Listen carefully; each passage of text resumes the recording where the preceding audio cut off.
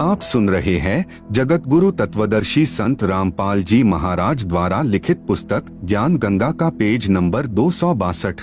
दरिया के मध्य जाने के पश्चात ऋषि पाराशर जी ने अपने ही बीज शक्ति से मछली से उत्पन्न लड़की अर्थात अपनी ही पुत्री से दुष्कर्म करने की इच्छा व्यक्त की।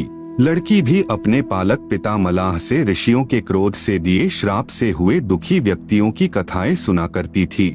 श्राप के डर से कांपती हुई कन्या ने कहा, ऋषि जी आप ब्राह्मण हो, मैं एक शूद्र की पुत्री हूँ। ऋषि पाराशर जी ने कहा, कोई चिंता नहीं। लड़की ने अपनी इज्जत रक्षा के लिए फिर बहाना किया है, ऋषिवर मेरे शरीर से मछली की दुर्गंध निकल रही है। ऋषि पाराशर जी ने अपनी सिद्धि शक्ति से दुर्गंध समाप्त कर दी। फिर लड़की ने कहा, दोनों किनारों पर व्यक्ति देख रहे हैं। ऋषि पाराशर जी ने गंगा दरिया का जल हाथ में उठाकर आकाश में फेंका तथा अपनी सिद्धि शक्ति से धुंध उत्पन्न कर दी। अपना मनोरथ पूरा किया।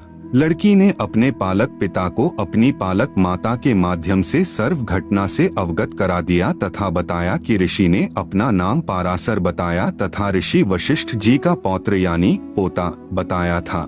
समय आने पर कवारी के गर्भ से श्री व्यास ऋषि उत्पन्न हुए। उसी श्री पाराशर जी के द्वारा श्री विष्णु पुराण की रचना हुई है। श्री पाराशर जी ने बताया कि हे मैत्रेय, जो ज्ञान मैं तुझे सुनाने जा रहा हूँ, यही प्रसंग दक्षादि मुनियों ने नर्मदा तट पर राजा पुरुकुत्स को सुनाया था। पुरुकुत्स ने सारस्वत से और सारस्वत ने मुझसे कहा था। श्री पाराशर जी ने श्री विष्णु पुराण के प्रथम अध्याय श्लोक संख्या 31 पृष्ठ संख्या 3 में कहा है कि यह जगत विष्णु से उत्पन्न हुआ है, उन्हीं में स्थित है, वे ही इसकी स्थिति और लय के कर्ता हैं।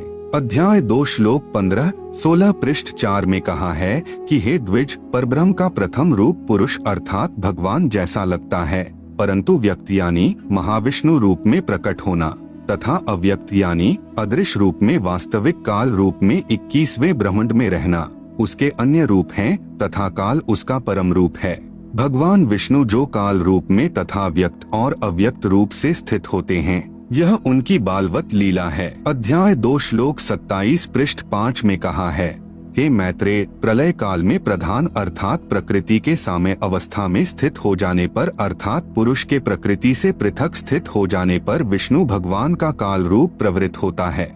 अध्याय 2 श्लोक 28 से 30 पृष्ठ 5 तदंतर यानी सर्गकाल उपस्थित होने पर उन पर ब्रह्म परमात्मा विश्वरूप सर्वव्यापी सर्वभूतेश्वर सर्वात्मा परमेश्वर ने अपनी इच्छा से विकारी प्रधान और अविकारी पुरुष में प्रविष्ट होकर उनको क्षोभित किया। जिस प्रकार क्रियाशील न होने पर भी गंध अपनी सन्निधि मात्र से ही प्रधान व पुरुष को प्रेरित करते हैं। विशेष श्लोक संख्या 28 से 30 में स्पष्ट किया है कि प्रकृति यानी दुर्गा तथा पुरुष यानी काल प्रभु से अन्य कोई और परमेश्वर है जो इन दोनों को पुनर्सृष्टि रचना के लिए प्रेरित करता है। आप सुन रहे हैं जगत गुरु तत्वदर्शी संत रामपाल जी महाराज द्वारा लिखित पुस्तक ज्ञान गंगा का पेज नंबर 263। अध्याय 2 पृष्ठ 8 पर श्लोक 66 में लिखा है, वे ही प्रभु विष्णु सृष्टा ब्रह्मा होकर अपनी ही सृष्टि करते हैं। श्लोक संख्या 70 में लिखा है, भगवान विष्णु ही ब्रह्मा आदि अवस्थाओं द्वारा रचने वाले हैं, वे ही रचे जाते हैं और स्वयं भी संहरित अर्थात मरते हैं। अध्याय 4 श्लोक 4 पृष्ठ 11 पर लिखा है कि कोई अन्य परमेश्वर है जो ब्रह्मा शिव आदि ईश्वरों के भी ईश्वर हैं। अध्याय 4 श्लोक 14 से 15, 17, 22 पृष्ठ 11, 12 पर लिखा है, पृथ्वी बोली, हे काल स्वरूप आपको नमस्कार हो। हे प्रभु, आप ही जगत की सृष्टि आदि के लिए ब्रह्मा विष्णु और रुद्र रूप धारण करने वाले हैं। आपका जो रूप अवतार रूप में प्रकट होता है उसी की देवगण पूजा करते हैं। आप ही ओंकार हैं। अध्याय 4 श्लोक 50 पृष्ठ 14 पर लिखा है, फिर उन भगवान हरि ने रजोगुण युक्त होकर चतुर्मुखधारी ब्रह्मा रूप धारण कर सृष्टि की रचना की। उपरोक्त विवरण से सिद्ध हुआ कि ऋषि पाराशर जी ने सुना सुनाया ज्ञान अर्थात लोकवेद के आधार पर श्री विष्णु पुराण की रचना की है, क्योंकि वास्तविक ज्ञान पूर्ण परमात्मा ने प्रथम सतयुग में स्वयं प्रकट होकर श्री ब्रह्मा जी को दिया था। श्री ब्रह्मा जी ने कुछ ज्ञान तथा कुछ स्वनिर्मित काल्पनिक ज्ञान अपने वंशजों को बताया। एक दूसरे से सुनते सुनाते ही लोकवेद श्री पाराशर जी को प्राप्त हुआ। श्री पाराशर जी ने विष्णु को काल भी कहा है तथा परब्रह्म भी कहा है। उपरोक्त विवरण से यह भी सिद्ध हुआ कि विष्णु अर्थात ब्रह्म स्वरूप काल अपनी उत्पत्ति ब्रह्मा, विष्णु तथा शिव रूप से करके सृष्टि उत्पन्न करते हैं। ब्रह्म यानी काल ही ब्रह्म लोक में 3 रूपों में प्रकट होकर लीला करके छल करता है, वहाँ स्वयं भी मरता है। विशेष जानकारी के लिए कृपया पढ़े प्रलय की जानकारी पुस्तक गहरी नजर गीता में अध्याय 8 श्लोक 17 की व्याख्या में। उसी ब्रह्म लोक में 3 स्थान बनाए हैं। एक रजोगुण प्रधान, उसमें यही काल रूपी ब्रह्म अपना ब्रह्मा रूप धारण करके रहता है तथा अपनी पत्नी दुर्गा को साथ रखकर एक रजोगुण प्रधान पुत्र उत्पन्न करता है, उसका नाम ब्रह्मा रखता है। उसी से एक ब्रह्मांड में उत्पत्ति करवाता है। इसी प्रकार उसी ब्रह्मलोक एक सद्गुण प्रधान स्थान बनाकर स्वयं अपना विष्णु रूप धारण करके रहता है तथा अपनी पत्नी दुर्गा यानी प्रकृति को पत्नी रूप में रखकर एक सद्गुण युक्त पुत्र उत्पन्न करता है, उसका नाम विष्णु रखता है। उस पुत्र से एक ब्रह्मांड में 3 लोकों यानी पृथ्वी, पाताल, स्वर्ग में स्थिति बनाए रखने का कार्य करवाता है। प्रमाण शिव पुराण गीता प्रेस गोरखपुर से प्रकाशित अनुवाद हनुमान प्रसाद पौद्दार चिमन लाल गोस्वामी रुद्र संहिता अध्याय 6-7 पृष्ठ 102 से 103।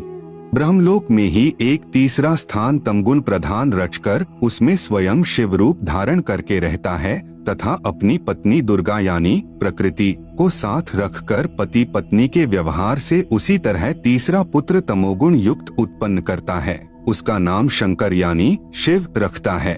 इस पुत्र से 3 लोक के प्राणियों का संहार करवाता है। विष्णु पुराण में अध्याय 4 तक जो ज्ञान है वह काल रूप ब्रह्म अर्थात ज्योति निरंजन का है। अध्याय 5 से आगे का मिला जुला ज्ञान काल के पुत्र सद्गुण विष्णु की लीलाओं का है तथा उसी के अवतार श्री राम, श्री कृष्ण आदि का ज्ञान है। आप सुन रहे हैं जगत गुरु तत्वदर्शी संत रामपाल जी महाराज द्वारा लिखित पुस्तक ज्ञान गंगा का पेज नंबर 264। विशेष विचार करने की बात है कि श्री विष्णु पुराण का वक्ता श्री पाराशर ऋषि है। यही ज्ञान दक्षादि ऋषियों से पुरुकुत्स ने सुना, पुरुकुत्स से सारस्वत ने सुना तथा सारस्वत से श्री पाराशर ऋषि ने सुना। वह ज्ञान श्री विष्णु पुराण में लिपिबद्ध किया गया जो आज अपने कर कमलों में है। इसमें केवल एक ब्रह्मांड का ज्ञान भी अधूरा है। श्री देवी पुराण, श्री शिव पुराण आदि पुराणों का ज्ञान भी ब्रह्मा जी का दिया हुआ है। श्री पाराशर वाला ज्ञान श्री ब्रह्मा जी द्वारा दिए ज्ञान के समान नहीं हो सकता। इसलिए श्री विष्णु पुराण को समझने के लिए देवी पुराण तथा श्री शिव पुराण का सहयोग लिया जाएगा, क्योंकि यह ज्ञान दक्षादि ऋषियों के पिता श्री ब्रह्मा जी का दिया हुआ है।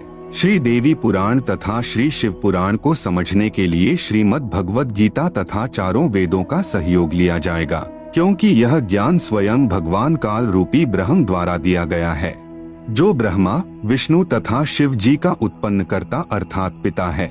पवित्र वेदों तथा पवित्र श्रीमद् भगवद गीता जी के ज्ञान को समझने के लिए स्वसम वेद अर्थात सूक्ष्म वेद का सहयोग लेना होगा, जो काल रूपी ब्रह्म के उत्पत्ति करता अर्थात पिता परम अक्षर ब्रह्म यानी कबीरदेव का दिया हुआ है, जो कबीरगीभ्यः यानी कबीरवाणी द्वारा स्वयं सत्पुरुष ने प्रकट होकर बोला था।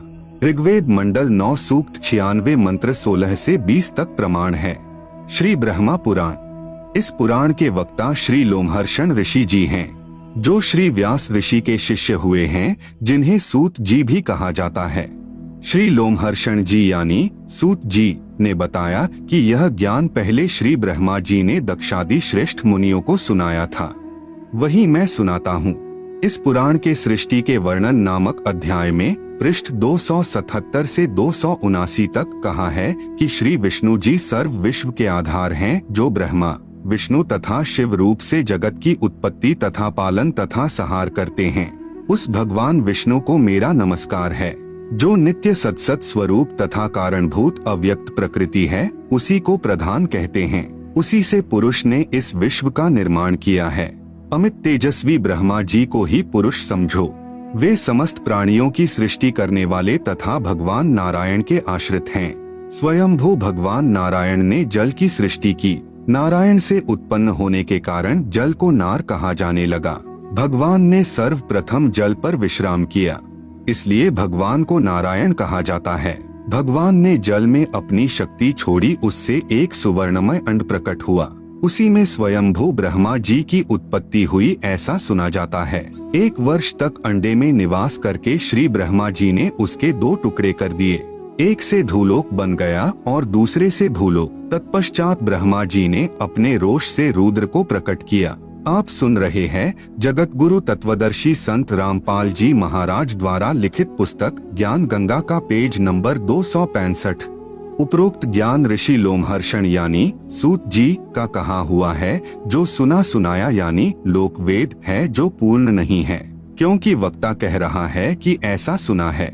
इसलिए पूर्ण जानकारी के लिए श्री देवी महापुराण, श्री शिव महापुराण, श्रीमद् भगवद गीता तथा चारों वेद और पूर्ण परमात्मा द्वारा तत्व ज्ञान जो स्वसम वेद अर्थात कबीरवाणी यानी कबीर वाणी कहा जाता है, उसके लिए कृपया पढ़े गहरी नजर गीता में परमेश्वर का सार संदेश, परिभाषा प्रभु की तथा पुस्तक यथार्थ ज्ञान प्रकाश में वास्तविक ज्ञान को स्वयं कलयुग में प्रकट होकर कबीरदेव यानी कबीर परमेश्वर ने अपने खास सेवक श्री धर्मदास साहेब जी बांधवगढ़ वाले को पुनर्ठीक ठीक बताया, जो इसी पुस्तक में सृष्टि रचना में वर्णित है।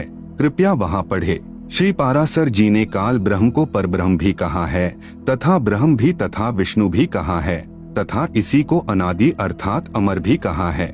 इस ब्रह्म अर्थात काल का जन्म मृत्यु नहीं होती, इसी से ऋषि की बाल बुद्धि सिद्ध होती है।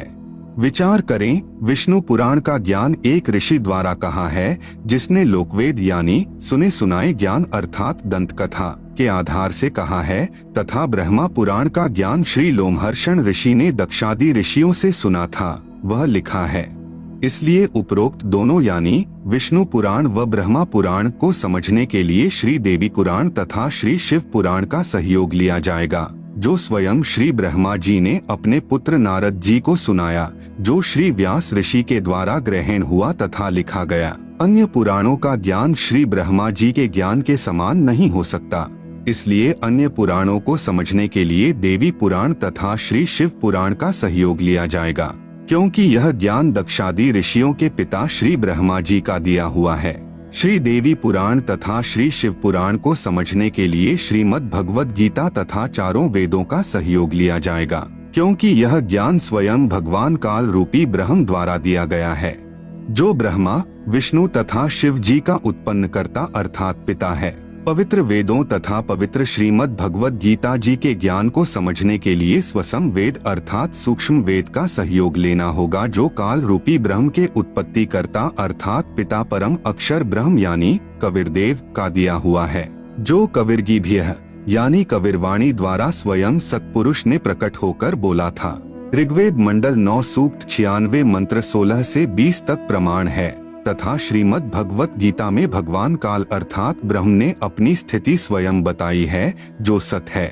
गीता अध्याय 15 श्लोक 18 में कहा है कि मैं यानी काल रूपी ब्रह्म अपने 21 ब्रह्मांडों में जितने भी प्राणी हैं उनसे श्रेष्ठ हूँ। वे चाहे स्थूल शरीर में नाशवान हैं, चाहे आत्मा रूप में अविनाशी हैं। इसलिए लोकवेद यानी सुने सुनाए ज्ञान के आधार से मुझे पुरुषोत्तम मानते हैं।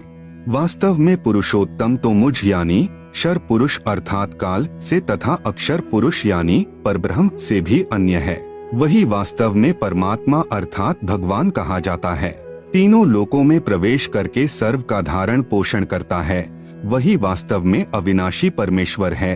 गीता अध्याय 15 श्लोक 16 से 17। गीता ज्ञान दाता ब्रह्म स्वयं कह रहा है कि हे अर्जुन, तेरे तथा मेरे बहुत जन्म हो चुके हैं, तू नहीं जानता, मैं जानता हूँ। आप सुन रहे हैं जगत गुरु तत्वदर्शी संत रामपाल जी महाराज द्वारा लिखित पुस्तक ज्ञान गंगा का पेज नंबर 266। श्रीमद् भगवद गीता अध्याय 4 श्लोक 5, अध्याय 2 श्लोक 12 में प्रमाण है तथा अध्याय 7 श्लोक 18 में अपनी साधना को भी अनुत्तमाम यानी अति अश्रेष्ठ कहा है। इसलिए अध्याय 18 श्लोक 62 में कहा है कि हे अर्जुन, सर्व भाव से उस परमेश्वर की शरण में जा जिसकी कृपा से ही तू परम शांति को प्राप्त होगा तथा कभी न नष्ट होने वाले लोक अर्थात सतलोक को प्राप्त होगा। अध्याय 15 श्लोक 4 में कहा है कि जब तुझे तत्वदर्शी प्राप्त हो जाए, जो गीता अध्याय 4 श्लोक 34 में तथा अध्याय 15 श्लोक 1 में वर्णित है, उसके पश्चात उस परम पद परमेश्वर की खोज करनी चाहिए, जिसमें गए साधक फिर लौटकर संसार में नहीं आते, अर्थात पूर्ण मोक्ष प्राप्त करते हैं। जिस परमेश्वर से यह सर्व संसार उत्पन्न हुआ तथा वही सर्व का धारण पोषण करने वाला है। मैं यानी गीता ज्ञान दाता ब्रह्म रूपी काल भी उसी आदि पुरुष परमेश्वर की शरण में हूँ। पूर्ण विश्वास के साथ उसी की भक्ति साधना अर्थात पूजा करनी चाहिए। श्री देवी महापुराण से ज्ञान ग्रहण करें। श्री देवी महापुराण से आंशिक लेख तथा सार विचार। संक्षिप्त श्रीमद् देवी भागवत सचित्र मोटा टाइप केवल हिंदी। संपादक हनुमान प्रसाद पोद्दार, चिम्मन लाल गोस्वामी। प्रकाशक गोविंद भवन कार्यालय, गीता प्रेस, गोरखपुर। श्री जगदम्बिकाय नमः। श्री देवी मद्भागवत तीसरा स्कंध। राजा परीक्षित ने श्री व्यास जी से ब्रह्मांड की रचना के विषय में पूछा। श्री व्यास जी ने कहा कि राजन, मैंने यही प्रश्न ऋषिवर नारद जी से पूछा था, वह वर्णन आपसे बताता हूँ। मैंने यानी श्री व्यास जी ने श्री नारद जी से पूछा, एक ब्रह्मांड के रचयिता कौन है? कोई तो श्री शंकर भगवान को इसका रचयिता मानते हैं, कुछ श्री विष्णु जी को तथा कुछ श्री ब्रह्मा जी को तथा बहुत से आचार्य भवानी को सर्व मनोरथ पूर्ण करने वाली बतलाते हैं। वे आदि माया महाशक्ति हैं तथा परम पुरुष के साथ रहकर कार्य संपादन करने वाली प्रकृति हैं। ब्रह्म के साथ उनका अभेद संबंध है। पृष्ठ 114। नारद जी ने कहा, व्यास जी, प्राचीन समय की बात है, यही संदेह मेरे हृदय में भी उत्पन्न हो गया था। तब मैं अपने पिता अमित तेजस्वी ब्रह्मा जी के स्थान पर गया और उनसे इस समय जिस विषय में तुम मुझसे पूछ रहे हो, उसी विषय में मैंने पूछा। मैंने कहा, पिताजी, यह संपूर्ण ब्रह्मांड कहाँ से उत्पन्न हुआ? इसकी रचना आपने की है या श्री विष्णु जी ने या श्री शंकर जी ने? कृपया सच सच बताना। ब्रह्मा जी ने कहा, पृष्ठ 115 से 120 तथा 123, 125, 128, 129। बेटा, मैं इस प्रश्न का क्या उत्तर दूं? यह प्रश्न बड़ा ही जटिल है। पूर्व काल में सर्वत्र जल ही जल था। आप सुन रहे हैं जगत गुरु तत्वदर्शी संत रामपाल जी महाराज द्वारा लिखित पुस्तक ज्ञान गंगा का पेज नंबर 267। तब कमल से मेरी उत्पत्ति हुई। मैं कमल की कर्णिका पर बैठकर विचार करने लगा, इस अगाध जल में मैं कैसे उत्पन्न हो गया? कौन मेरा रक्षक है? कमल का डंठल पकड़कर जल में उतरा। वहाँ मुझे शेषशायी भगवान विष्णु का मुझे दर्शन हुआ। वे योग निद्रा के वशीभूत होकर गाढ़ी नींद में सोए हुए थे। इतने में भगवती योग निद्रा याद आ गईं। मैंने उनका स्तवन किया। तब वे कल्याणमयी भगवती श्री विष्णु के विग्रह से निकलकर अचिंत्य रूप धारण करके आकाश में विराजमान हो गईं। दिव्य आभूषण उनकी छवि बढ़ा रहे थे। जब योग निद्रा भगवान विष्णु के शरीर से अलग होकर आकाश में विराजने लगी, तब तुरंत ही श्रीहरि उठ बैठे। अब वहाँ मैं और भगवान विष्णु दो थे। वहीं रुद्र भी प्रकट हो गए। हम तीनों को देवी ने कहा, ब्रह्मा, विष्णु और महेश्वर, तुम भली भांति सावधान होकर अपने अपने कार्य में संलग्न हो जाओ। सृष्टि, स्थिति और संहार ये तुम्हारे कार्य हैं। इतने में एक सुंदर विमान आकाश से उतर आया। तब उन देवी ने हमें आज्ञा दी, देवताओं, निर्भीक होकर इच्छा पूर्वक इस विमान में प्रवेश कर जाओ। ब्रह्मा, विष्णु और रुद्र, आज मैं तुम्हें एक अद्भुत दृश्य दिखलाती हूँ। हम तीनों देवताओं को उस पर बैठे देखकर देवी ने अपने सामर्थ्य से विमान को आकाश में उड़ा दिया। इतने में हमारा विमान तेजी से चल पड़ा और वह दिव्य धाम ब्रह्मलोक में जा पहुँचा। वहाँ एक दूसरे ब्रह्मा विराजमान थे। उन्हें देखकर भगवान शंकर और विष्णु को बड़ा आश्चर्य हुआ। भगवान शंकर और विष्णु ने मुझसे पूछा, चतुरानन, ये अविनाशी ब्रह्मा कौन हैं? मैंने उत्तर दिया, मुझे कुछ पता नहीं। सृष्टि के अधिष्ठाता ये कौन हैं? भगवान, मैं कौन हूँ और हमारा उद्देश्य क्या है? इस उलझन में मेरा मन चक्कर काट रहा है। इतने में मन के समान तीव्रगामी वह विमान तुरंत वहाँ से चल पड़ा और कैलाश के सुरमय शिखर पर जा पहुँचा। वहाँ विमान के पहुँचते ही एक भव्य भवन से त्रिनेत्रधारी भगवान शंकर निकले। वे नंदी वृषभ पर बैठे थे। क्षण भर के बाद ही वह विमान उस शिखर से भी पवन के समान तेज चाल से उड़ा और वैकुंठ लोक में पहुंच गया। जहाँ भगवती लक्ष्मी का विलास भवन था। बेटा नारद, वहाँ मैंने जो संपत्ति देखी उसका वर्णन करना मेरे लिए असंभव है। उस उत्तम पुरी को देखकर विष्णु का मन आश्चर्य के समुद्र में गोता खाने लगा। वहाँ कमल लोचन श्रीहरि विराजमान थे, 4 भुजाएं थीं। इतने में ही पवन से बातें करता हुआ वह विमान तुरंत उड़ गया। आगे अमृत के समान मीठे जल वाला समुद्र मिला। वहीं एक मनोहर द्वीप था। उसी द्वीप में एक मंगलमय मनोहर पलंग बिछा था। उस उत्तम पलंग पर एक दिव्य रमणी बैठी थी। हम आपस में कहने लगे, यह सुंदरी कौन है और इसका क्या नाम है? हम इसके विषय में बिल्कुल अनभिज्ञ हैं। नारद, यों संदेहग्रस्त होकर हम लोग वहाँ रुके रहे।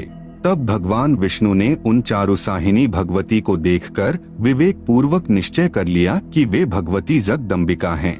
आप सुन रहे हैं जगत गुरु तत्वदर्शी संत रामपाल जी महाराज द्वारा लिखित पुस्तक ज्ञान गंगा का पेज नंबर 268। तब उन्होंने कहा कि ये भगवती हम सभी की आदि कारण हैं। महाविद्या और महामाया इनके नाम हैं। ये पूर्ण प्रकृति हैं।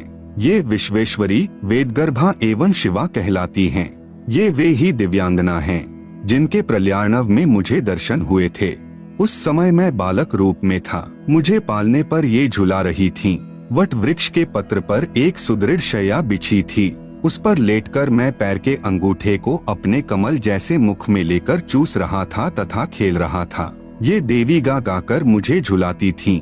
वे ही ये देवी हैं, इसमें कोई संदेह की बात नहीं रही। इन्हें देखकर मुझे पहले की बात याद आ गई। ये हम सबकी जननी हैं। श्री विष्णु ने समयानुसार उन भगवती भुवनेश्वरी की स्तुति आरंभ कर दी। भगवान विष्णु बोले, प्रकृति देवी को नमस्कार है, भगवती विधात्री को निरंतर नमस्कार है। तुम शुद्ध स्वरूपा हो, यह सारा संसार तुम ही से उद्भासित हो रहा है। मैं, ब्रह्मा और शंकर, हम सभी तुम्हारी कृपा से ही विद्यमान हैं। हमारा आविर्भाव और तिरोभाव हुआ करता है। केवल तुम ही नित्य हो, जगत जननी हो, प्रकृति और सनातनी देवी हो। भगवान शंकर बोले, देवी, यदि महाभाग विष्णु तुम ही से प्रकट हुए हैं तो उनके बाद उत्पन्न होने वाले ब्रह्मा भी तुम्हारे बालक हुए। फिर मैं तमोगुणी लीला करने वाला शंकर क्या तुम्हारी संतान नहीं हुआ? अर्थात मुझे भी उत्पन्न करने वाली तुम ही हो। इस संसार की सृष्टि, स्थिति और संहार में तुम्हारे गुण सदा समर्थ हैं। उन्हीं तीनों गुणों से उत्पन्न हम ब्रह्मा, विष्णु एवं शंकर नियमानुसार कार्य में तत्पर रहते हैं। मैं, ब्रह्मा और शिव विमान पर चढ़कर जा रहे थे। हमें रास्ते में नए नए जगत दिखाई पड़े। भवानी, भला कहिए तो उन्हें किसने बनाया है? इसलिए यही प्रमाण देखें। श्रीमद्देवी भागवत महापुराण सभाष्टिकम संहात्यम, खेमराज श्री कृष्णदास प्रकाशक, मुंबई। इसमें संस्कृत सहित हिंदी अनुवाद किया है। 3 स्कंद अध्याय 4 पृष्ठ 10 श्लोक 42। ब्रह्मा अहम ईश्वरः फिलते प्रभावात् सर्वे वयं जनियुता न यदा तु नित्याः के अने सुराः शतमख प्रमुखाः च नित्या नित्या त्वमेव जननी प्रकृतिः पुराणा। हिंदी अनुवाद। हे मात ब्रह्मा, मैं तथा शिव तुम्हारे ही प्रभाव से जन्मवान हैं, नित्य नहीं हैं, अर्थात हम अविनाशी नहीं हैं। फिर अन्य इंद्रादि दूसरे देवता किस प्रकार नित्य हो सकते हैं? तुम ही अविनाशी हो, प्रकृति तथा सनातनी देवी हो। पृष्ठ 11 से 12 अध्याय 5 श्लोक 8। यदि दयार्द्रम्ना न सदाम्बिके कथमेहम विहितः च तमोगुणः कमलजश्च रजोगुण संभवः सुविहितः किमु सत्वगुणो हर्यः। अनुवाद। भगवान शंकर बोले, हे मात, यदि हमारे ऊपर आप दयायुक्त हो तो मुझे तमोगुण क्यों बनाया? कमल से उत्पन्न ब्रह्मा को रजोगुण किस लिए बनाया तथा विष्णु को सत्गुण क्यों बनाया? अर्थात जीवों के जन्म मृत्यु रूपी दुष्कर्म में क्यों लगाया? आप सुन रहे हैं जगत गुरु तत्वदर्शी संत रामपाल जी महाराज द्वारा लिखित पुस्तक ज्ञान गंगा का पेज नंबर 269 श्लोक 12। रमे से स्वप्तिन पुरुषम सदा तव गतिम न ही वह विद्म शिवे। हिंदी। अपने पति पुरुष अर्थात काल भगवान के साथ सदा भोग विलास करती रहती हो, आपकी गति कोई नहीं जानता। ब्रह्मा जी कहते हैं, मैं भी महामाया जगदम्बिका के चरणों पर गिर पड़ा और मैंने उनसे कहा, माता, वेद कहते हैं एकमेवाद्वितीयम ब्रह्म है, तो क्या वह आत्मस्वरूपा तुम ही हो अथवा वह कोई और ही पुरुष है? देवी ने कहा, मैं और ब्रह्म एक ही हैं। मुझ में और इन ब्रह्म में कभी किंचित मात्र भी भेद नहीं है। गौरी, ब्राह्मी, रौद्री, वाराही, वैष्णवी, शिवा, वारुणी, कौबेरी, नारसिंही और वासवी सभी मेरे रूप हैं। ब्रह्मा जी, इस शक्ति को तुम अपनी स्त्री बनाओ। महासरस्वती नाम से विख्यात यह सुंदरी अब सदा तुम्हारी स्त्री होकर रहेगी। भगवती जगदम्बा ने भगवान विष्णु से कहा, विष्णु, मन को मुग्ध करने वाली इस महालक्ष्मी को लेकर अब तुम भी पधारो। यह सदा तुम्हारे वक्ष स्थल में विराजमान रहेगी। देवी ने कहा, शंकर, मन को मुग्ध करने वाली यह महाकाली गौरी नाम से विख्यात है, तुम इसे पत्नी रूप से स्वीकार करो। अब मेरा कार्य सिद्ध करने के लिए विमान पर बैठकर तुम लोग शीघ्र पधारो। कोई कठिन कार्य उपस्थित होने पर जब तुम मुझे स्मरण करोगे तब मैं सामने आ जाऊंगी। देवताओं, मेरा तथा सनातन परमात्मा का ध्यान तुम्हें सदा करते रहना चाहिए। हम दोनों का स्मरण करते रहोगे तो तुम्हारे कार्य सिद्ध होने में किंचित मात्र भी संदेह नहीं रहेगा। ब्रह्मा जी कहते हैं, इस प्रकार कहकर भगवती जगदम्बिका ने हमें विदा कर दिया। उन्होंने शुद्ध आचार वाली शक्तियों में से भगवान विष्णु के लिए महालक्ष्मी को, शंकर के लिए महाकाली को और मेरे लिए महासरस्वती को पत्नी बनने की आज्ञा दे दी। अब उस स्थान से हम चल पड़े। सार विचार, एक ब्रह्मांड की वास्तविक स्थिति से महर्षि व्यास जी, महर्षि नारद जी तथा श्री ब्रह्मा जी, श्री विष्णु जी तथा श्री शंकर जी भी अनभिज्ञ हैं। यह भी स्पष्ट है कि श्री दुर्गा को प्रकृति भी कहते हैं तथा दुर्गा तथा ब्रह्म यानी ज्योति निरंजन काल का पति पत्नी का संबंध भी है। इसलिए लिखा है कि ब्रह्म के साथ प्रकृति का अभेद संबंध है, जैसे पत्नी को अर्धांगिनी भी कहते हैं। श्री ब्रह्मा जी को स्वयं नहीं पता मैं कहां से उत्पन्न हुआ। 1000 वर्ष तक जल में पृथ्वी की खोज की परंतु नहीं मिली। तब आकाशवाणी के आधार पर 1000 वर्ष तक तप किया। कमल का डंठल पकड़कर नीचे उतरा तो वहां शेष नाग की शैया पर भगवान विष्णु बेहोश पड़े थे। श्री विष्णु के शरीर में से एक देवी निकली, प्रेतनी की तरह, जो सुंदर आभूषण पहने आकाश में विराजमान हो गई। तब श्री विष्णु जी होश में आए। इतने में शंकर जी भी वहीं आ गए। आप सुन रहे हैं जगत गुरु तत्वदर्शी संत रामपाल जी महाराज द्वारा लिखित पुस्तक ज्ञान गंगा का पेज नंबर 270। उपरोक्त विवरण से सिद्ध है कि तीनों भगवान बेहोश कर रखे थे, फिर सचेत किए। आकाश से विमान आया। देवी ने तीनों प्रभुओं को विमान में बैठने का आदेश दिया। विमान को आकाश में उड़ाया। ऊपर एक ब्रह्मा, एक शिव तथा एक विष्णु और देखा जो ब्रह्मलोक में थे। विचार करें, ब्रह्मलोक में दूसरे ब्रह्मा, विष्णु तथा शिव दिखाई दिए थे। यह ज्योति निरंजन यानी ब्रह्म की ही कलाबाजी है। वही अन्य 3 रूप धारण करके ब्रह्मलोक में 3 गुप्त स्थान यानी एक रजोगुण प्रधान क्षेत्र, एक सतोगुण प्रधान क्षेत्र, एक तमोगुण प्रधान क्षेत्र बनाकर रहता है तथा प्रकृति यानी दुर्गा अष्टंगी को अपनी पत्नी रूप में रखता है। जब ये दोनों रजोगुण प्रधान क्षेत्र में होते हैं तब यह महाब्रह्मा तथा दुर्गा महासावित्री कहलाते हैं। इन दोनों के संयोग से जो पुत्र इस रजोगुण प्रधान क्षेत्र में उत्पन्न होता है वह रजोगुण प्रधान होता है। उसका नाम ब्रह्मा रख देते हैं तथा जवान होने तक अचेत करके परवरिश करते रहते हैं। फिर कमल के फूल पर रखकर सचेत कर देते हैं। जब ये दोनों महाविष्णु तथा महालक्ष्मी रूप में काल ब्रह्म तथा दुर्गा सतोगुण प्रधान क्षेत्र में रहते हैं तब दोनों के पति पत्नी व्यवहार से जो पुत्र उत्पन्न होता है वह सतोगुण प्रधान होता है। उसका नाम विष्णु रख देते हैं। कुछ दिन के पश्चात बालक को अचेत करके जवान होने तक परवरिश करते रहते हैं। फिर शेष नाग की शैया पर सुला देते हैं, फिर सचेत कर देते हैं। इसी प्रकार जब ये दोनों तमोगुण प्रधान क्षेत्र में रहते हैं तब शिवा अर्थात दुर्गा तथा महाशिव अर्थात सदाशिव के पति पत्नी व्यवहार से जो पुत्र इस क्षेत्र में उत्पन्न होता है वह तमोगुण प्रधान होता है। इसका नाम शिव रख देते हैं। इसे भी जवान होने तक अचेत रखते हैं, फिर जवान होने पर सचेत करते हैं। फिर तीनों को इकट्ठा करके विमान में बैठाकर ऊपर के लोकों का दृश्य दिखाते हैं। कहीं ये अपने आप को सर्वेस्वा न मान बैठें। गुण प्रधान क्षेत्र को समझने के लिए एक उदाहरण है। किसी मकान में 3 कमरे हैं। एक कमरे में देशभक्त शहीदों के चित्र लगे हों। जब व्यक्ति उस कमरे में जाता है तो उसके विचार भी देशभक्तों जैसे हो जाते हैं। दूसरे कमरे में साधु संतों ऋषियों आदि के चित्र लगे हों। उस कमरे में प्रवेश करते ही मन शांत तथा प्रभु भक्ति की तरफ लग जाता है। तीसरे कमरे में अश्लील अर्धनग्न स्त्री पुरुषों के चित्र लगे हो तो मन में स्वतः बकवास घर करने लग जाती हैं। इसी प्रकार ऊपर ब्रह्म लोक में काल रूपी ब्रह्म ने 3 स्थान एक एक गुण प्रधान बनाया है। तीनों प्रभु यानी रजगुण ब्रह्मा जी, सतगुण विष्णु जी तथा तमगुण शिव जी अपने गुणों का प्रभाव कैसे डालते हैं। उदाहरण जैसे रसोई घर में मिर्चों का छोंक सब्जी में लगाया, मिर्च के गुण से सभी कमरों के व्यक्तियों को छींके आने लगी। जैसे साकार वस्तु मिर्च तो रसोई में थी, परंतु उसकी निराकार शक्ति अर्थात गुण ने दूर बैठे व्यक्तियों को भी प्रभावित कर दिया। ठीक इसी प्रकार तीनों प्रभु यानी श्री ब्रह्मा जी रजगुण, श्री विष्णु जी सतगुण तथा श्री शिव जी तमगुण अपने अपने लोक में रहते हुए 3 लोक पृथ्वी लोक, पाताल लोक तथा स्वर्ग लोक के प्राणियों को प्रभावित रखते हैं।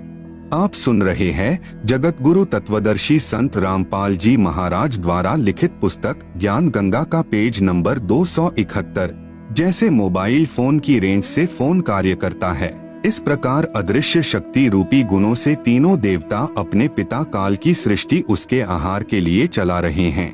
दुर्गा का अपना अलग लोक भी है, जिसमें यह अपने वास्तविक रूप में दर्शन देती है। फिर इनका विमान दुर्गा के द्वीप में पहुंचा। तब ज्योति निरंजन अर्थात काल रूपी ब्रह्म ने विष्णु जी को बचपन की याद प्रदान कर दी। तब श्री विष्णु जी ने बताया कि यह दुर्गा अपनी तीनों की माता है। मैं बालक रूप में पालने में लेटा था, यह मुझे लोरी देकर झुला रही थी। तब श्री विष्णु जी ने कहा कि हे दुर्गा, आप हमारी माता हो। मैं यानी विष्णु, ब्रह्मा तथा शंकर तो जन्मवान हैं। हमारा तो आविर्भाव अर्थात जन्म तथा तिरोभाव अर्थात मृत्यु होती है। हम अविनाशी नहीं हैं, आप प्रकृति देवी हो। यह बात श्री शंकर जी ने भी स्वीकार की तथा कहा कि मैं तमोगुणी लीला करने वाला शंकर भी आपका ही पुत्र हूँ। श्री विष्णु जी तथा श्री ब्रह्मा जी भी आपसे ही उत्पन्न हुए हैं। फिर इन तीनों देवताओं की शादी दुर्गा ने की। प्रकृति देवी यानी दुर्गा ने अपनी शब्द शक्ति से अपने ही अन्य 3 रूप धारण किए। श्री ब्रह्मा जी की शादी सावित्री से, श्री विष्णु जी की शादी लक्ष्मी से तथा श्री शिव जी की शादी उमा अर्थात काली से करके विमान में बैठाकर इनके अलग अलग द्वीपों यानी लोकों में भेज दिया। ज्योति निरंजन यानी काल ब्रह्म ने अपने श्वासों द्वारा समुद्र में 4 वेद छुपा दिए। फिर प्रथम सागर मंथन के समय ऊपर प्रकट कर दिए। ज्योति निरंजन यानी काल के आदेश से दुर्गा ने 4 वेद श्री ब्रह्मा जी को दिए। ब्रह्मा ने दुर्गा यानी अपनी माता से पूछा कि वेदों में जो ब्रह्म यानी प्रभु कहा है, वे आप ही हो या कोई अन्य पुरुष है। दुर्गा ने काल के डर से वास्तविकता छुपाने की चेष्टा करते हुए कहा कि मैं तथा ब्रह्म एक ही हैं, कोई भेद नहीं। फिर भी वास्तविकता नहीं छुपी। दुर्गा ने फिर कहा कि तुम तीनों मेरा तथा ब्रह्म का सदा स्मरण करते रहना। हम दोनों का स्मरण करते रहने से यदि कोई कठिन कार्य होगा तो मैं तुरंत सामने आ जाऊंगी।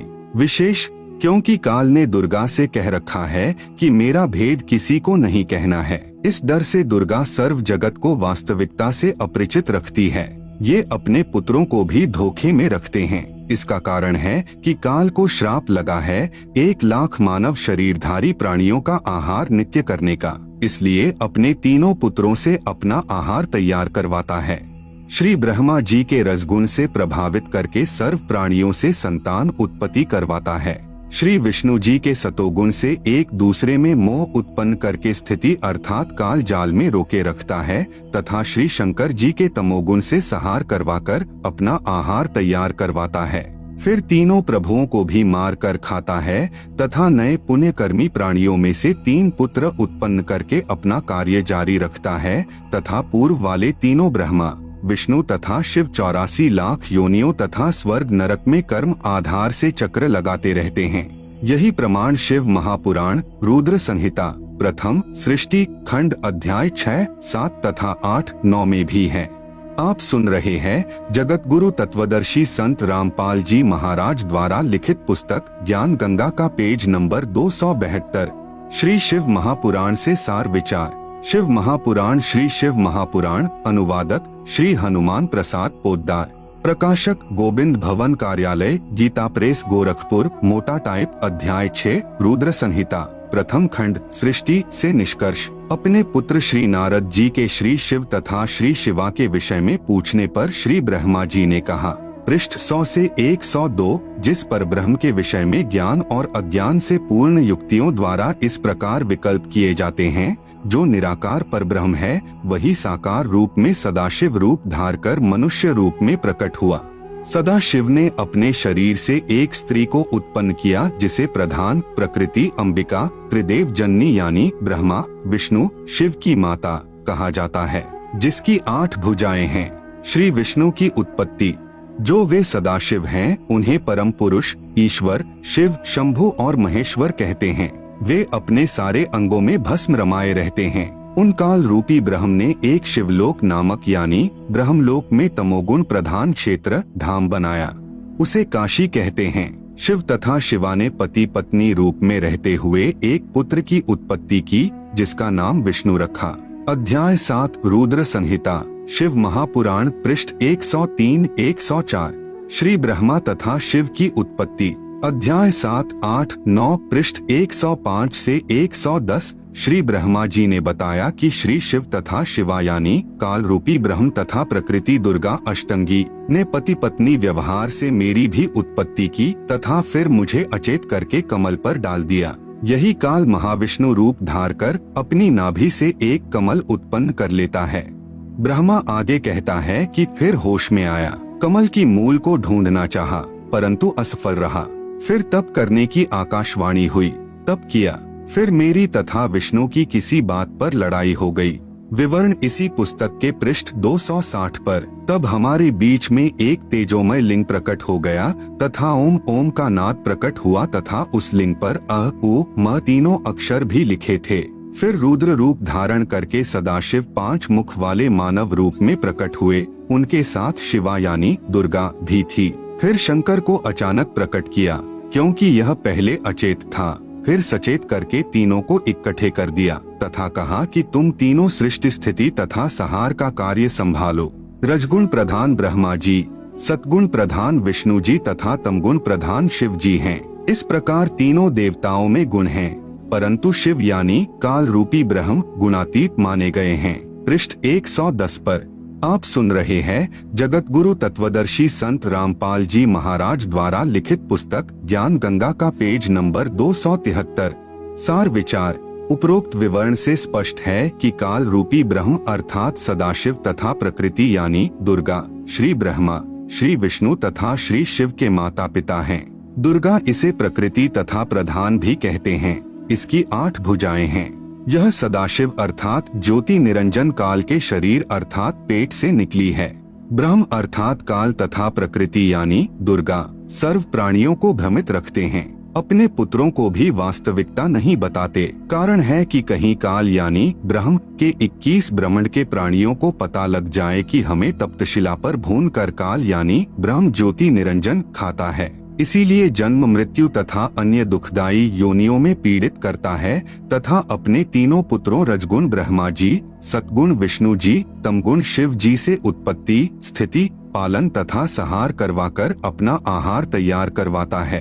क्योंकि काल को 1 लाख मानव शरीरधारी प्राणियों का आहार करने का श्राप लगा है। कृपया श्रीमद् भगवत गीता जी में भी देखें काल यानी ब्रह्म तथा प्रकृति यानी दुर्गा के पति पत्नी कर्म से रजगुण ब्रह्मा सतगुण विष्णु तथा तमगुण शिव की उत्पत्ति।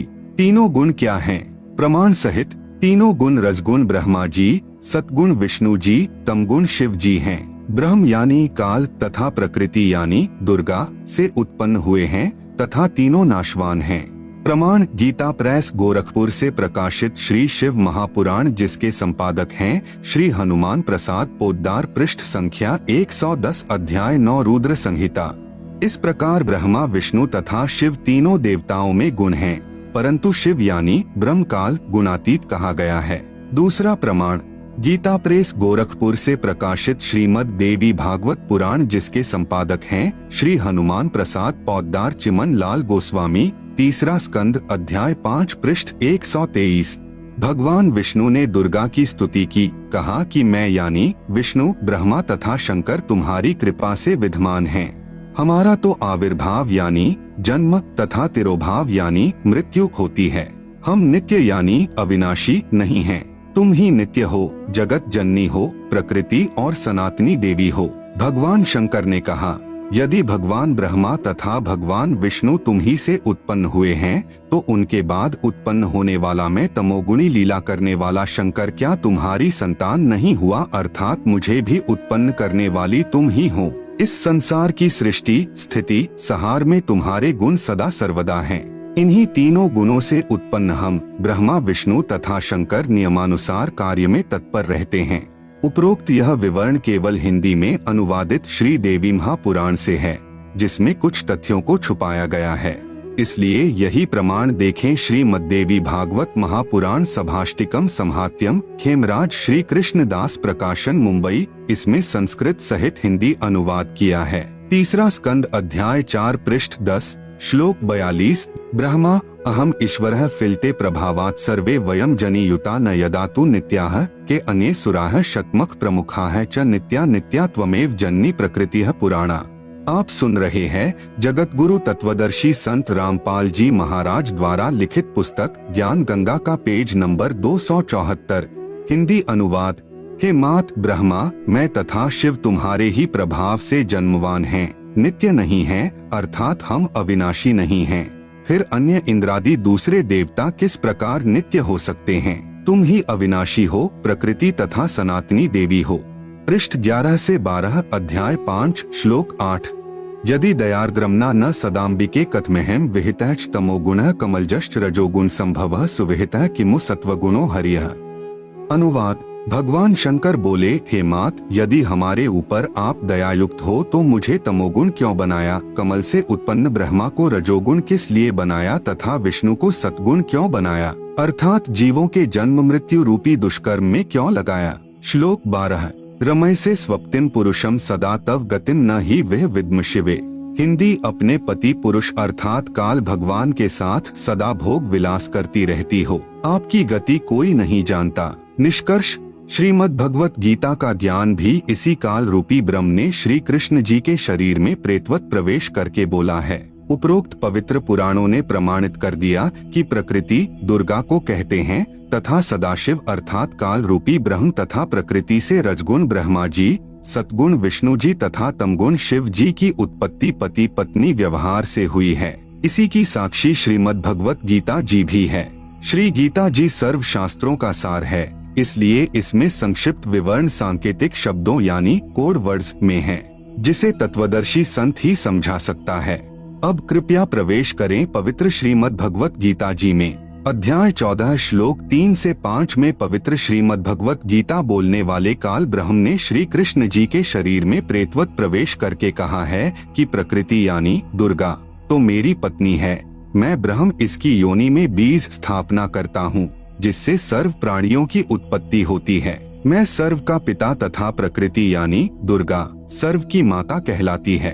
प्रकृति यानी दुर्गा से उत्पन्न तीनों गुण यानी रजगुण ब्रह्मा, सतगुण विष्णु, तमगुण शिव जीवात्मा को कर्माधार से शरीरों में बांधते हैं, अर्थात ये तीनों ही सर्व प्राणियों को संस्कार के आधार से उत्पत्ति, स्थिति तथा संहार करके फंसा कर रखते हैं। अध्याय 11 श्लोक 32 में कहा है कि मैं काल हूँ, सर्व को खाने के लिए प्रकट हुआ हूँ।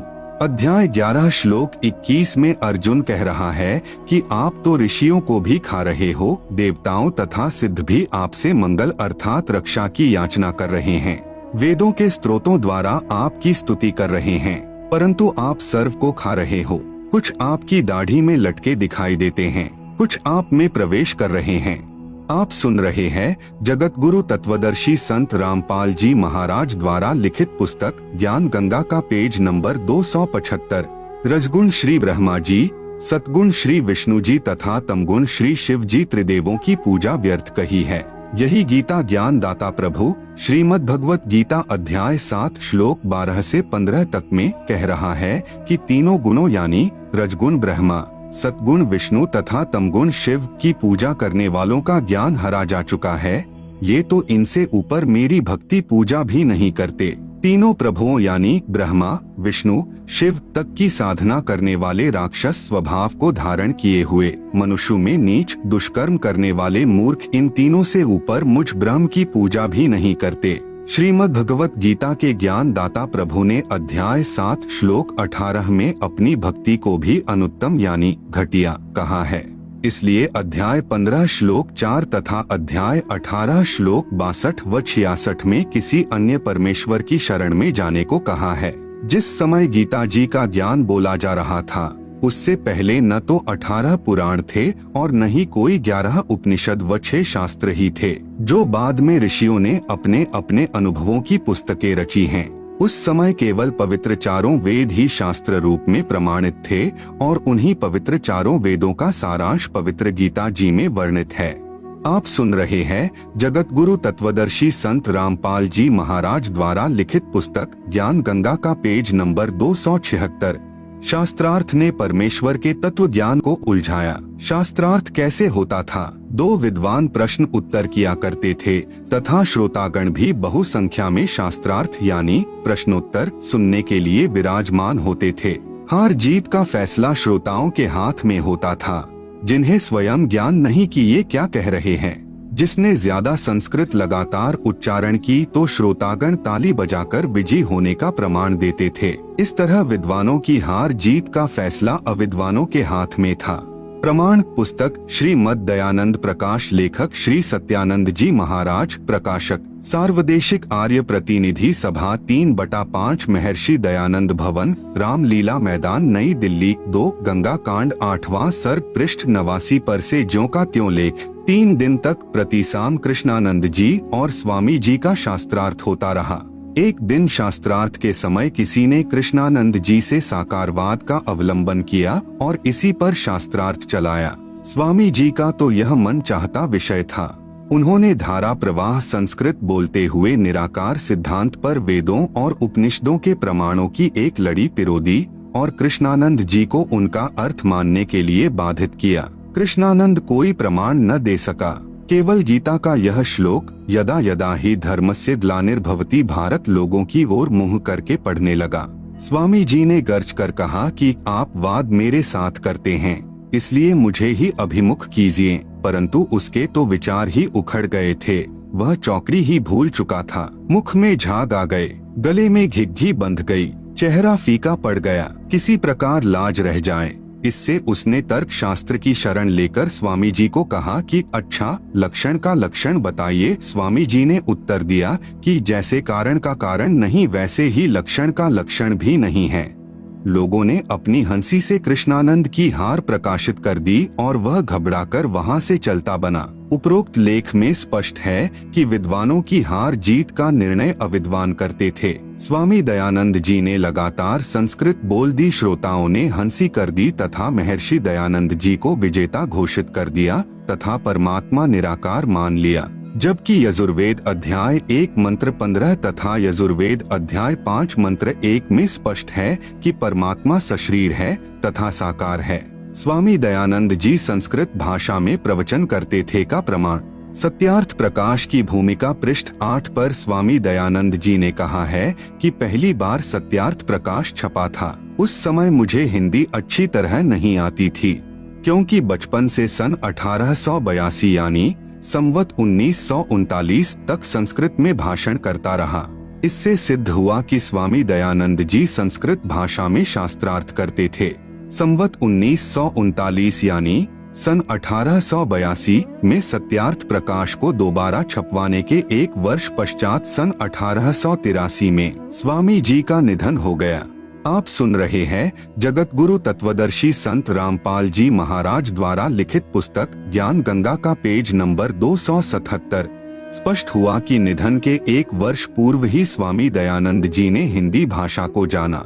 इससे पूर्व संस्कृत में प्रवचन यानी व्याख्यान करते थे। श्रोतागण संस्कृत से अपरिचित होते थे और वे ही विद्वानों की हार जीत का फैसला करते थे। अब यह दासों का भी दास यानी रामपाल दास चाहता है कि सर्व पवित्र धर्मों की प्रभु चाहने वाली पुण्यात्माएं तत्व ज्ञान से परिचित हो जाएं। तब स्वयं लाल व लालडी की परख यानी पहचान कर लिया करेंगे। कथा, एक सेठ के 2 पुत्र थे, एक 16 वर्ष का, दूसरा 18 वर्ष का। पिताजी का देहांत हो गया। बच्चों की माताजी ने एक कपड़े में लिपटे लाल अपने बच्चों के हाथ में रखे तथा कहा, पुत्रो यह लाल ले जाओ तथा अपने ताऊ जी यानी पिताजी के बड़े भाई को कहना कि हमारे पास पैसे नहीं हैं। यह लाल अपने पास रख लो तथा व्यापार में हमारा हिस्सा कर लो। हम अकेले बालक व्यापार नहीं कर सकते। दोनों बच्चे माताजी के दिए हुए लालों को लेकर अपने ताऊ जी के पास गए तथा जो माताजी ने कहा था प्रार्थना की। उस सेठ यानी ताऊ जी ने लालों को देखा तथा बच्चों की प्रार्थना स्वीकार करके कहा, पुत्र इन लालों को अपनी माताजी को दे आओ, संभाल कर रख लेगी। आप मेरे साथ दूसरे शहर में चलो, मुझे बहुत उधार माल मिल जाता है, वापस आकर इन लालों को प्रयोग कर लेंगे। दोनों बालक ताऊ जी के साथ दूसरे शहर में गए। एक दिन ताऊ जी ने एक लाल बच्चों को दिया तथा कहा, पुत्रो यह लाल है, इसे उस सेठ को देकर आना जिससे कल 50,000 का माल उधार लिया था तथा कहना कि यह लाल रख लो, हम वापस आकर आपका ऋण चुका देंगे तथा अपना लाल वापस ले लेंगे। दोनों बच्चों ने सेठ को उपरोक्त विवरण कहा। तब सेठ ने एक जौहरी बुलाया। जौहरी ने लाल को परख कर बताया कि यह लाल नहीं है, यह तो लालडी है जो 100 रुपए की भी नहीं है। लाल की कीमत तो 9 लाख रुपए होती है। सेठ ने भली बुरी कहते हुए उस लालडी को गली में दे मारा। बच्चे उस लालडी को उठाकर अपने ताऊ जी यानी अंकल के पास आए। आंखों में आंसू भरे हुए सर्व वृतांत सुनाया कि एक व्यक्ति ने बताया कि यह लाल नहीं है, यह तो लालडी है। ताऊ जी यानी अंकल ने कहा, पुत्र वह जौहरी था, वह सही कह रहा था, यह तो वास्तव में लालडी है, इसकी कीमत तो 100 रुपया भी नहीं है। पुत्रों मेरे से धोखा हुआ है, लाल तो यह है, गलती से मैंने ही आपको लालडी दे दी। अब जाओ तथा सेठ से कहना मेरे ताऊ जी यानी अंकल जी धोखेबाज नहीं हैं, लाल के धोखे में लालडी दे दी। दोनों भाई फिर गए उसी व्यापारी के पास तथा कहा कि मेरे ताऊ जी ऐसे धोखेबाज व्यक्ति नहीं हैं, सेठ जी गलती से लाल के स्थान पर लालडी दे दी थी, यह लो लाल। जौहरी ने बताया कि वास्तव में यह लाल है, वह लालडी थी। सामान लेकर वापस अपने शहर लौट आए। तब ताऊ यानी अंकल जी ने कहा, पुत्रो अपनी माताजी से लाल ले आओ, उधार ज्यादा हो गई है। आप सुन रहे हैं जगत गुरु तत्वदर्शी संत रामपाल जी महाराज द्वारा लिखित पुस्तक ज्ञान गंगा का पेज नंबर 278। दोनों बच्चों ने अपनी माताजी से लाल लेकर कपड़े में से निकाल कर देखा तो वे लालडी थी, लाल एक भी नहीं था। ताऊ जी ने बच्चों को लाल तथा लालडी की पहचान करवा दी थी। दोनों पुत्रों ने अपनी माताजी से कहा कि माताजी यह तो लालडी है, लाल नहीं है। दोनों बच्चे वापस ताऊ जी के पास आए तथा कहा कि मेरी माँ बहुत भोली है, उसे लाल व लालडी का ज्ञान नहीं है, वे लाल नहीं हैं, लालडी हैं। सेठ ने कहा, पुत्रो ये उस दिन भी लालडी ही थी जिस दिन मेरे पास लेकर आए थे। यदि मैं लालडी कह देता तो आपकी माताजी कहती कि मेरा पति नहीं रहा, इसलिए अब मेरे लालों को भी लालडी बता रहा है। पुत्रों आज मैंने आपको ही लाल तथा लालडी की परख यानी पहचान करने योग्य बना दिया, आपने स्वयं फैसला कर लिया। विशेष इसी प्रकार आज यह दास यही चाहता है कि तत्व ज्ञान को जन जन तक पहुँचाऊं तथा शास्त्रों के प्रमाण देखकर आप स्वयं परख यानी पहचान करने योग्य होकर संत असंत को पहचान सकें। शास्त्रार्थ विद्वान किया करते थे तथा हार जीत का फैसला अविद्वानों के हाथों में था। यह दास चाहता है कि पहले प्रभु प्रेमी पुण्यात्माएं शास्त्र समझें, फिर स्वयं जान जाएंगे कि ये संत व महर्षि जी क्या पढ़ाई पढ़ा रहे हैं। शास्त्रार्थ महर्षि सर्वानंद तथा परमेश्वर कबीर यानी कबीरदेव का। एक सर्वानंद नाम के महर्षि थे। उसकी पूज्य माता श्रीमती शारदा देवी पाप कर्म फल से पीड़ित थी। उसने सर्व पूजाएं व जंत्र मंत्र कष्ट निवारण के लिए वर्षों किए। शारीरिक पीड़ा निवारण के लिए वैद्यों की दवाइयाँ भी खाई, परंतु कोई राहत नहीं मिली। उस समय के महर्षियों से उपदेश भी प्राप्त किया, परंतु सर्व महर्षियों ने कहा कि बेटी शारदा, यह आपका पाप कर्म दंड प्रारब्ध कर्म का है, यह क्षमा नहीं हो सकता, यह भोगना ही पड़ता है। भगवान श्री राम ने बाली का वध किया था। उस पाप कर्म का दंड श्री राम यानी विष्णु वाली आत्मा ने श्री कृष्ण बनकर भोगा। श्री बाली वाली आत्मा शिकारी बनी, जिसने श्री कृष्ण जी के पैर में विषाक्त तीर मारकर वध किया। इस प्रकार गुरु जी व महंतों व संतों ऋषियों के विचार सुनकर दुखी मन से भक्तमती शारदा अपना प्रारब्ध पाप कर्म का कष्ट रो रो कर भोग रही थी। एक दिन किसी निजी रिश्तेदार के कहने पर काशी में स्वयंभू यानी स्वयं स शरीर प्रकट हुए कबीरदेव यानी कबीर परमेश्वर अर्थात कबीर प्रभु से उपदेश प्राप्त किया तथा उसी दिन कष्ट मुक्त हो गई। क्योंकि पवित्र यजुर्वेद अध्याय 5 मंत्र 32 में लिखा है कि कबीरंघारिसी अर्थात कबीर यानी कबीर, अंघारी यानी पाप का शत्रु, असी यानी है। फिर इसी पवित्र यजुर्वेद अध्याय 8 मंत्र 13 में लिखा है कि परमात्मा एनसह एनसह यानी अधर्म के अधर्म अर्थात पापों के भी पाप, घोर पाप को भी समाप्त कर देता है। प्रभु कबीरदेव यानी कबीर परमेश्वर ने कहा, बेटी शारदा, यह सुख आपके भाग्य में नहीं था, मैंने अपने कोष से प्रदान किया है तथा पाप विनाशक होने का प्रमाण दिया है। आप सुन रहे हैं जगत गुरु तत्वदर्शी संत रामपाल जी महाराज द्वारा लिखित पुस्तक ज्ञान गंगा का पेज नंबर 279। आपका पुत्र महर्षि सर्वानंद जी कहा करता है कि प्रभु पाप क्षमा यानी विनाश नहीं कर सकता तथा आप मेरे से उपदेश प्राप्त करके आत्म कल्याण करो। भक्तमती शारदा जी ने स्वयं आए परमेश्वर कबीर प्रभु यानी कबीरदेव से उपदेश लेकर अपना कल्याण करवाया। महर्षि सर्वानंद जी को जो भक्तमती शारदा का पुत्र था, शास्त्रार्थ का बहुत चाव था।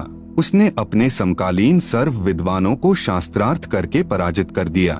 फिर सोचा कि जन जन को कहना पड़ता है कि मैंने सर्व विद्वानों पर विजय प्राप्त कर ली है, क्यों न अपनी माता जी से अपना नाम सर्वाजीत रखवा लूं।